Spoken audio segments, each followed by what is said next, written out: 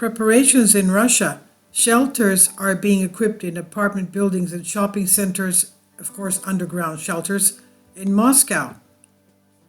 On the huge line of defense in the border province of Belgorod, the Russians are getting ready. Authorities are equipping shelters in apartment buildings and shopping centers in the Moscow region.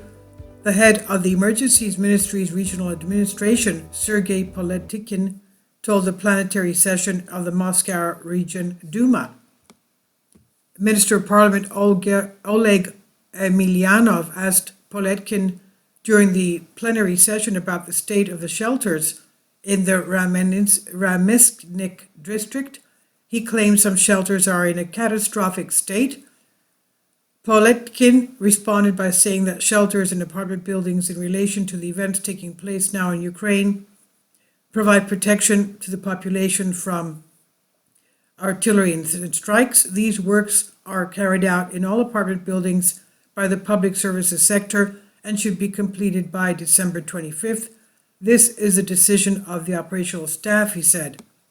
He said the shelters in apartment buildings and shopping centers were protecting up to 15 million residents, and added that authorities had decided not to put up signs with the exact addresses of the shelter so as not to upset the public.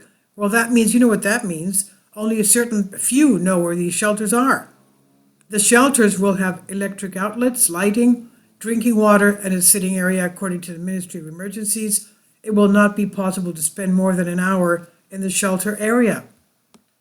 In November, signs were placed on more than 3,000 homes in Novokuznetsk, indicating the location of shelters.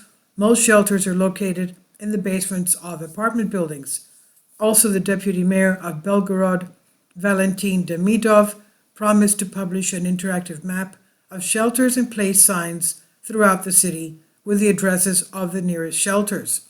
And this I've translated for you from a Greek article. Please leave your comments. Thank you for your support. Kindly support my Patreon account.